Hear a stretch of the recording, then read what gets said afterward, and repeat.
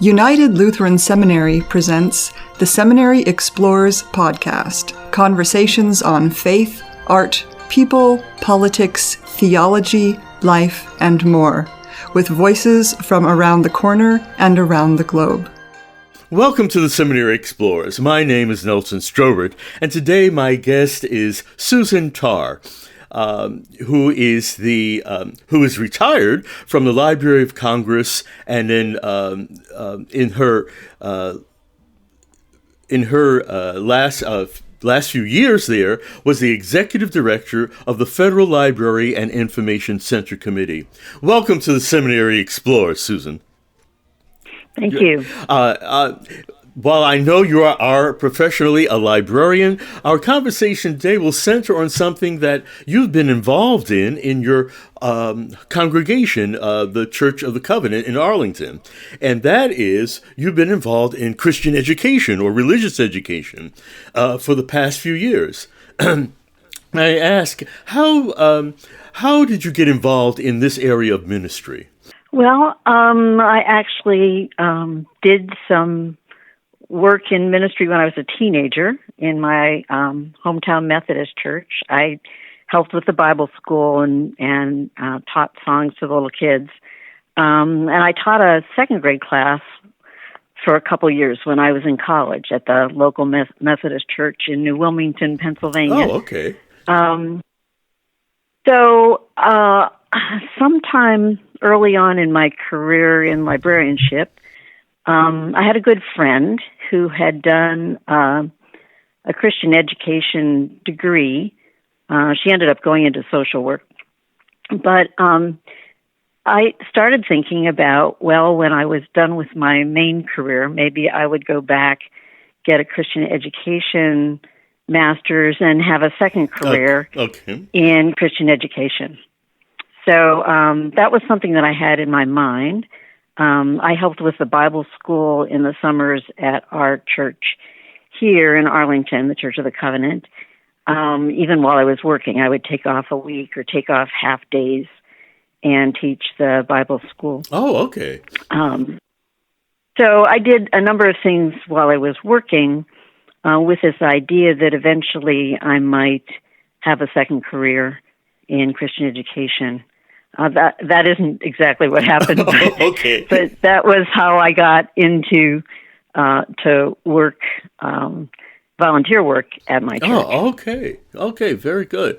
One of the reasons I wanted to have a conversation with you is because, we've been in the midst of the COVID-19, and we've lots of things have changed, and one of the things is we've changed in terms of how we worship. I never thought I'd be worshiping using my computer on a regular basis because of we can't be in public. The other reason, the other interest that I found, or the other change that I found during this pandemic is the question I had was, how do we do Christian education? And I know you're involved in Christian education in your local congregation. And how have you been able to do Christian education in the midst of this health crisis? Well, we also, a year ago, in our church, had to figure out how to do worship. And our pastor decided, and I guess the session helped her decide, that we would do online worship using Zoom. I was in the middle of teaching a weekly Bible study, and I was also teaching a weekly confirmation class. Okay. For our youth, both of which stopped when we had to shut down the building. And after helping a bit with worship, I'm on the worship team at our church, helping a bit with transitioning to Zoom for worship, I thought, well, I could use this for my Bible study. So that was the first thing that I did, Okay. because we were in the middle of studying Philippians, and I wanted to finish that study. Right. Okay. So the people in my Bible study were also learning how to tune in to worship on Zoom. So those were the same people, except for a couple who weren't at our church, weren't from our church. And I knew that they had succeeded in getting onto Zoom for worship. Even though we have an elderly congregation, it was kind of amazing. Everybody did have a computer, and many had only used it for email, but they, with some work, were able to get onto Zoom. Oh, that's remarkable. So, yeah, it was pretty remarkable.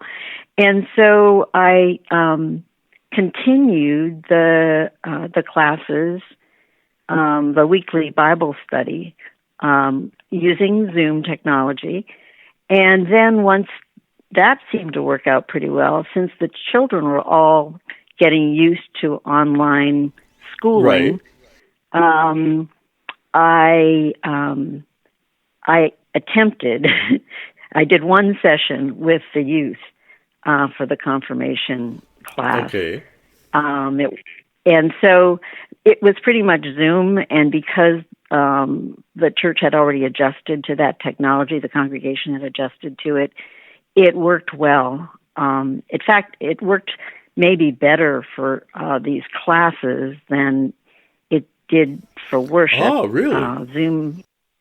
Well, because Zoom was not very good for music. Oh. And we were trying to use PowerPoint within Zoom, and that wasn't very consistent. Also, you had to kind of adjust to different people's Wi-Fi levels. Right. So that some of that, the transmission wasn't very high quality. So it varied from person to person. With Bible study, since it was a smaller group, we could kind of work on the different issues and make it better. And I had used some video in the classroom when I was doing Bible study on site, but I didn't use it as much once we got onto Zoom, because there were some technical issues with that.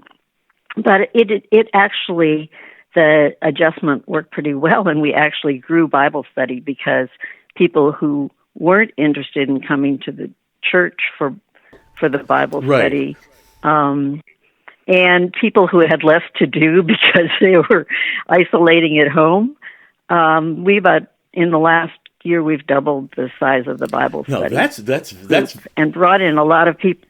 Yeah, that's very interesting. Yeah. And it's not, we haven't brought in a lot of people from outside the congregation, but it's people that had maybe thought about trying it, but didn't really want to get up at 10 o'clock in the morning, didn't want to walk into a room that was pretty much filled with people that had done this every week for 15 years or 20 years or 40 years, some of them. So it was an easier way for people to try it. Right. And especially once they already had adjusted to the technology for worship. So, yeah, we are up to about 15 people in the class now, and that was good. It wasn't my one try last spring with the youth wasn't as effective. I had a hard time trying to get them to participate on Zoom. Really? They were kind of quiet, and I don't know whether it was the subject matter. We were on in the part of the curriculum that focuses on polity and doctrine. Not the most fascinating part.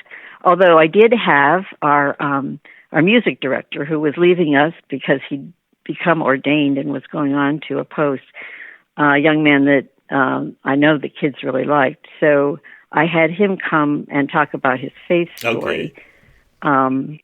So it was a little more stimulating than just talking about doctrine. but it didn't encourage me to keep on with that. And the kids were kind of, they were in that transition. The school was still trying to figure out what it was doing, and it was the end of the school year and all of that. So, so I did not try to continue with the youth last spring.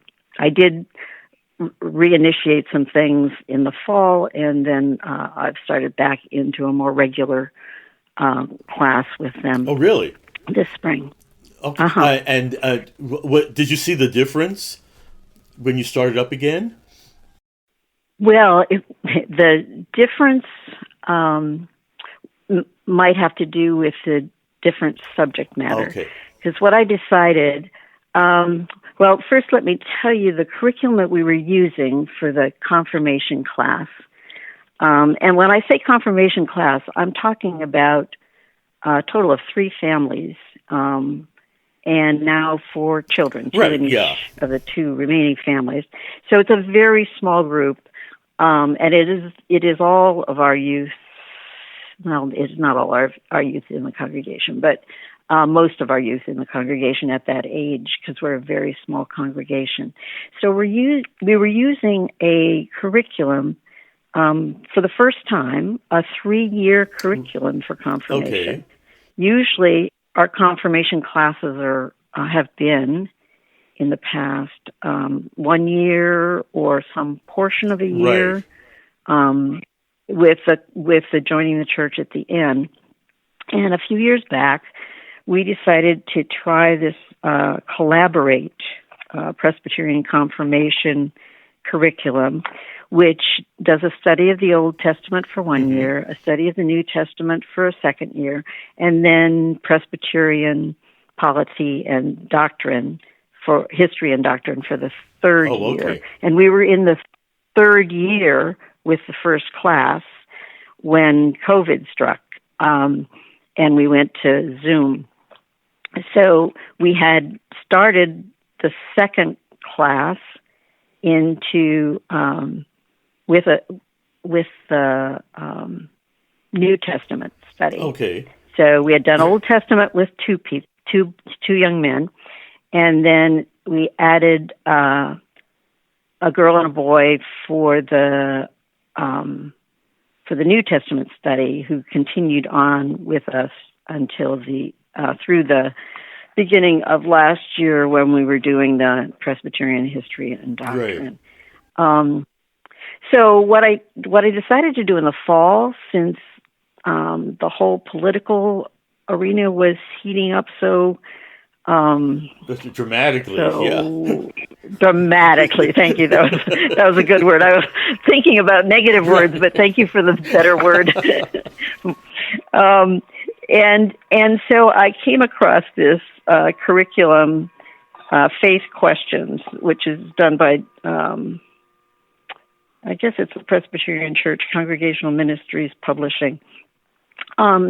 Faith Questions on Politics. Oh, okay. And it had 4 sessions, ideas for 4 sessions, which I pretty much changed around a bit. But the subjects in the initial setup were: is God a Republican or a Democrat? Is it a sin not to vote? Why do some politicians lie and make bad decisions in their personal lives? Is it okay or not okay to talk about politics at church? So those were the 4 initial classes. I kind of shifted things around after the first one. What I learned with our particular 4 youth, well, 5, because we added a 6th grader as he came up, was that they don't really talk about this in school. So I was assuming that they would be primed, and that what I'd be doing was adding to a political conversation they were already having some Christian dimensions. Is it Christian to protest?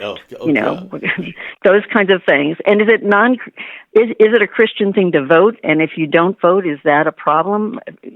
For your Christianity, those kinds of things. But I expected to be adding to a conversation, not developing a conversation.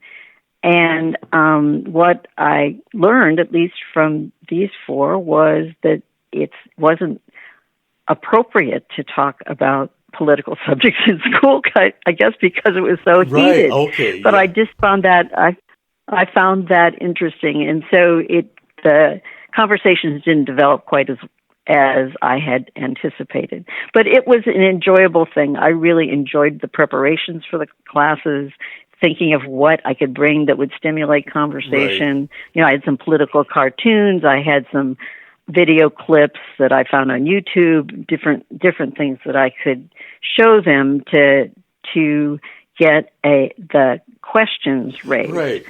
And try to figure out how to talk about it.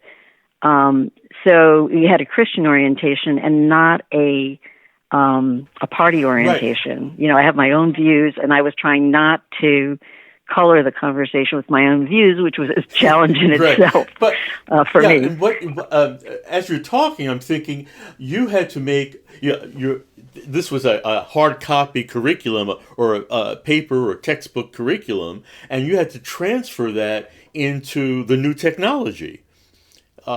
Did you find that a challenge? Right. Did you find that challenging as a confirmation teacher? By the fall, I had worked a bit with the worship technology because our pastor left it in the summer, and she was kind of the technology person because she chose Zoom, and so the worship team kind of had to take over in the summer. So I had done more things with Zoom through that, and I'd tried a few things in my Tuesday morning Bible study. So I was a little more at ease with the technology by fall when I was working on this class. And the curriculum wasn't well defined. It had a lot of ideas, but not necessarily lesson plans or that sort of thing. So it was good in that it sparked my ideas, and I had been following the political situation enough, so I had some ideas about what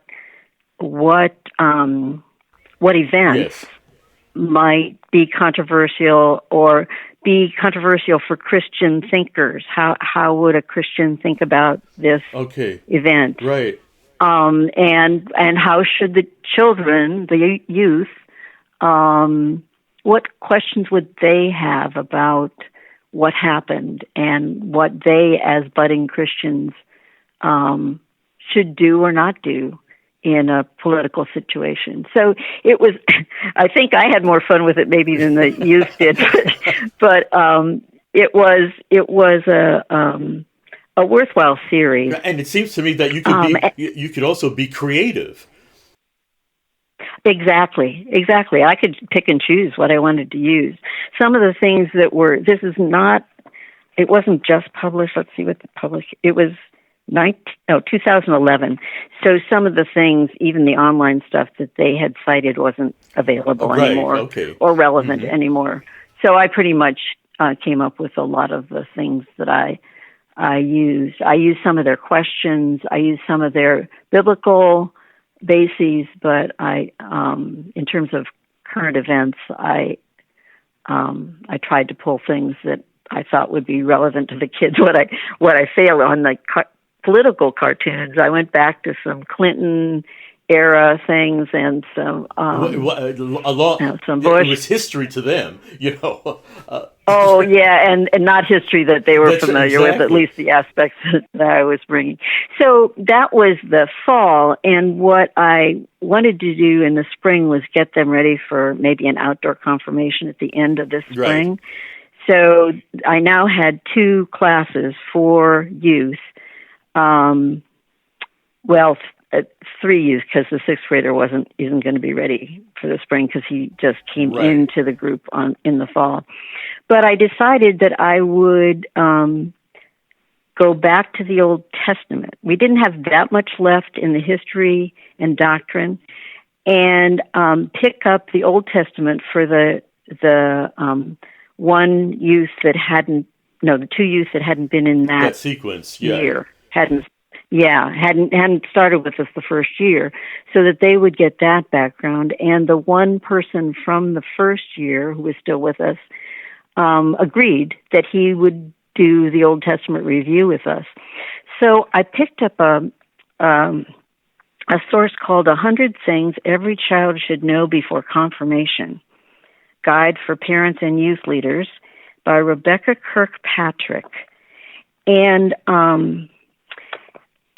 I went through the stories that she thought, rather than trying to repeat the Collaborate curriculum, which I didn't have time to do anyway, because I promised parents I would get this done in 8 sessions over the winter and spring.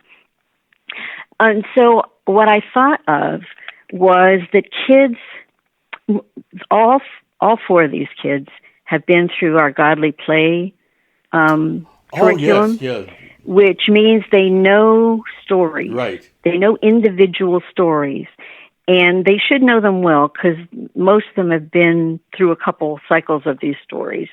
So I went back through the Godly Play curriculum to see which stories we did and which ones we didn't.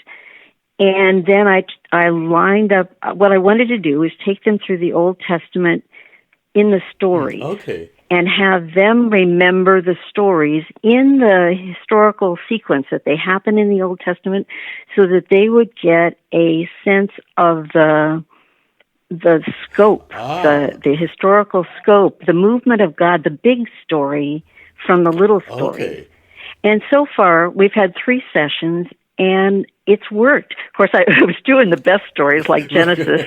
I did 2 sessions on Genesis, and then we just did Exodus through the rest of the Torah. And so those are really good stories, and the kids could remember enough so that it could be a conversation. And we have we're using the Harper Collins Study Bible, so each of them got a Bible. So what I try to do is talk about the stories and then bring them in to a couple Bible passages so they'll see where the stories are, and actually read pieces of the stories from Scripture. And so far, 3 out of the 8 sessions have gone pretty well. I'm trying to find any time on their schedules for the remaining 5 sessions between now and May. Well, as you described your work, particularly in this case with the youth, it seems to me that it takes a lot of preparation and a lot of reflection on your part. I do know that in your retirement you did some further work in theological education. Am I correct? Yes. Right. Yes. I did a Master's of Theological Studies at Wesley Theological Seminary, starting the year that I retired, 2005, and I did 3.5 years to get to that Master's. It was a 60-hour degree and with a paper at the end, and so. I was going to say, how do you think that helped you in your present work, and as you had to deal with the changes from hard copy textbook to technology? Did your theological studies help you as to where you are now?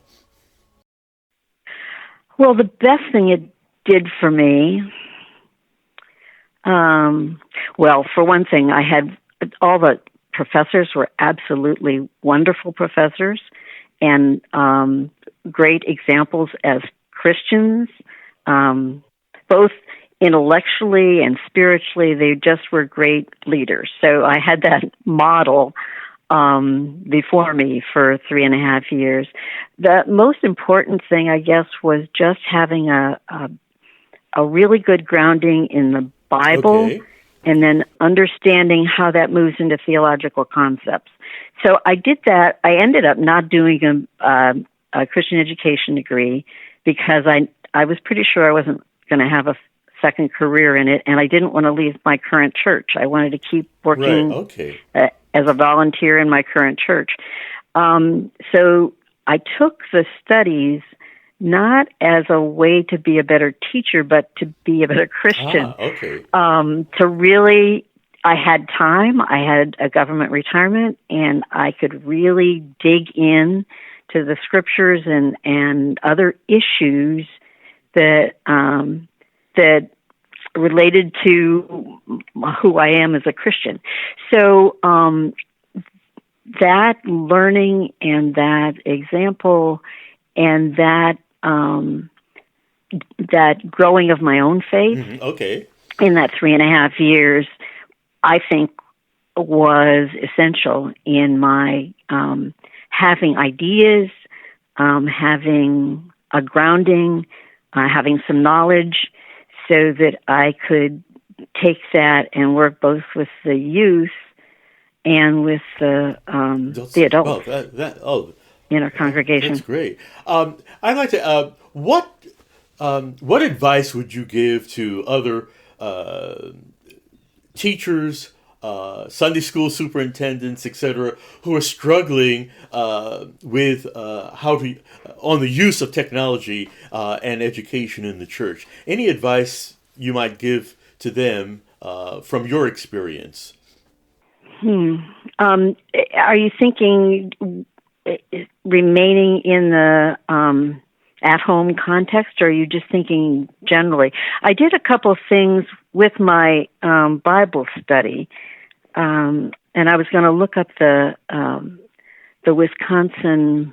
You may know it. There's a group in Wisconsin that hosts N.T. Wright video classes under Udemy is the name of the online educational thing, but it's not Udemy itself isn't a religious organization. It's an educational organization.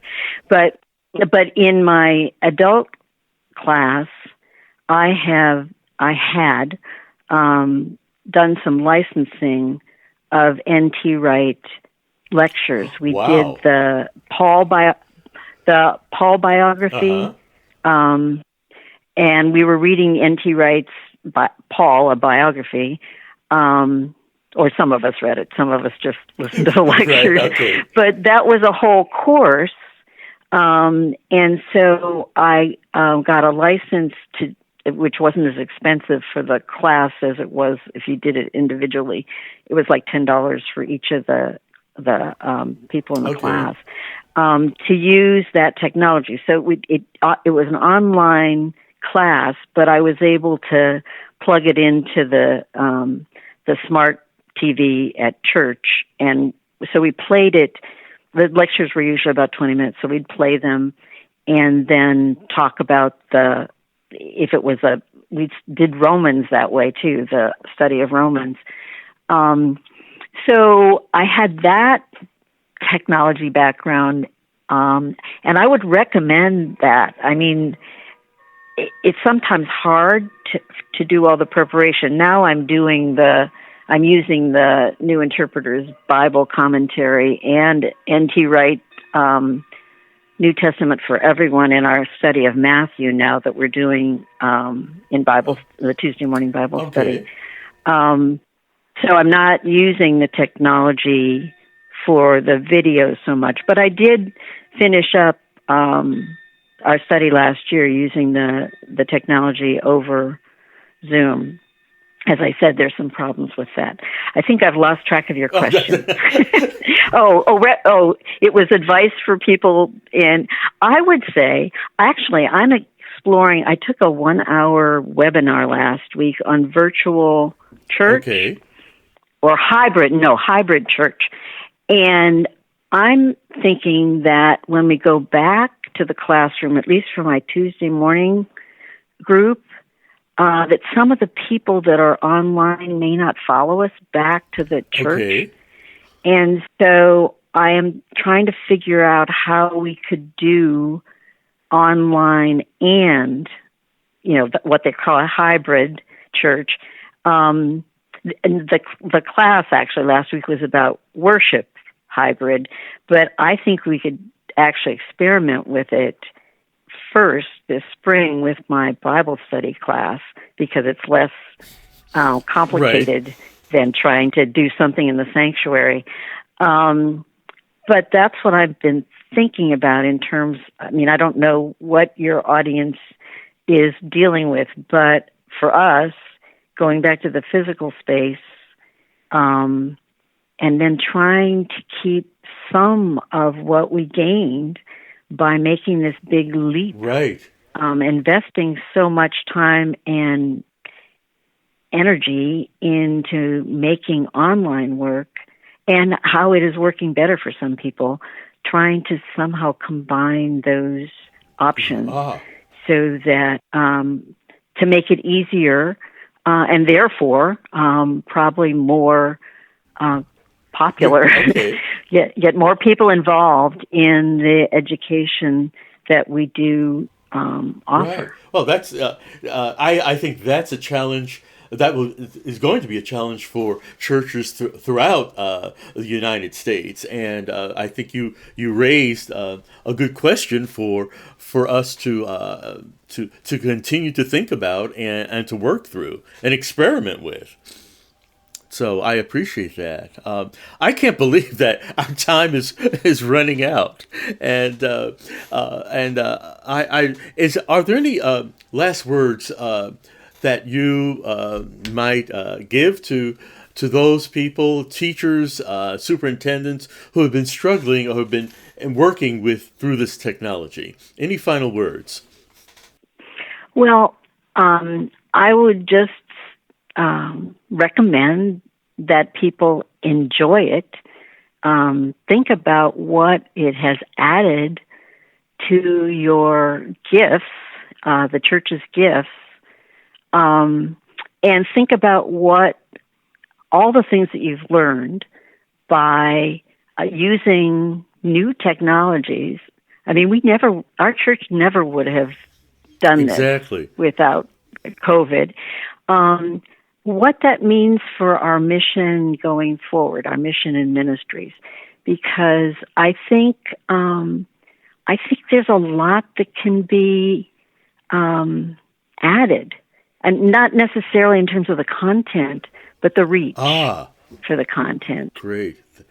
So that's my final word. Well, that's very encouraging and very hopeful, and certainly you have helped to bridge the gap between technology and education in the church. And I appreciate you, and I appreciate your sharing what you have done and hope to do in the future in education.